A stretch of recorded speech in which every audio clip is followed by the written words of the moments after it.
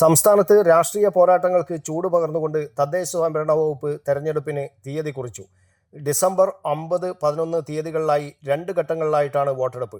December 13 വോട്ടെണ്ണൽ നടക്കും. സംസ്ഥാന തെരഞ്ഞെടുപ്പ് കമ്മീഷണർ എ ഷാജഹാനാണ് പ്രഖ്യാപനം നടത്തിയത്. തിരുവനന്തപുരം, കൊല്ലം, പത്തനംതിട്ട, ആലപ്പുഴ, കോട്ടയം, ഇടുക്കി, എറണാകുളം ജില്ലകൾ 1-ാം ഘട്ടത്തിൽ ഡിസംബർ 9 ബൂത്തിലേക്ക് പോകും.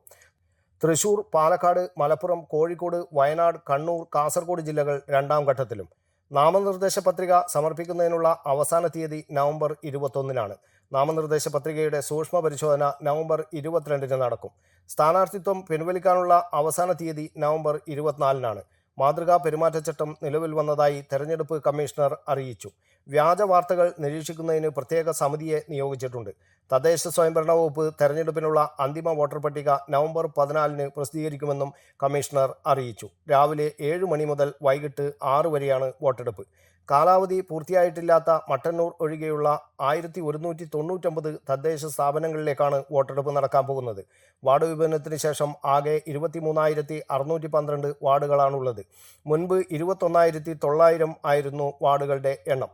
മട്ടന്നൂരിലെ 36 വാർഡുകൾ ഒഴിവാക്കി 23,576 വാർഡുകളിലേക്കാണ് വോട്ടെടുപ്പ് നടക്കേണ്ടത്. നിയമസഭാ തെരഞ്ഞെടുപ്പിനുള്ള സെമി ഫൈനലായി ഉൾക്കൊണ്ട് തദ്ദേശ സ്വയംഭരണ സ്ഥാപനങ്ങളിലേക്കുള്ള തെരഞ്ഞെടുപ്പ് ജീവൻ മരണ പോരാട്ടമായി ഏറ്റെടുത്തിരിക്കുകയാണ് മുന്നണികൾ. നേരത്തെ സ്ഥാനാർത്ഥികളെ പ്രഖ്യാപിച്ച് UDF മുന്നിലോടുന്നുണ്ട്. സർക്കാരിൻ്റെ വികസന നേട്ടം പ്രചരണായുധമാക്കി ഇറങ്ങാനാണ് LDFിൻ്റെ ലക്ഷ്യം. നിയമസഭയിൽ 8 സീറ്റെങ്കിലും ലക്ഷ്യമിടുന്ന NDA ആദ്യപടിയായി തദ്ദേശ തെരഞ്ഞെടുപ്പിൽ പരമാവധി വോട്ടും സീറ്റും ഉറപ്പിക്കാനുള്ള പ്രവർത്തനത്തിലാണ്. News bureau, Kannur media.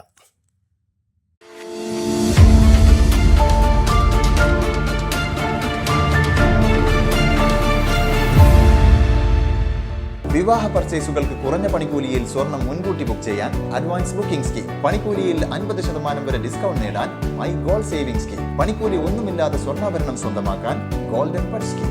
എന്നും വിശ്വസ്തയോടെ സ്വർണം സ്വന്തമാക്കാൻ ആരാധന ജ്വല്ലറി, കുവൈറ്റ് ആൻഡ് കണ്ണൂർ.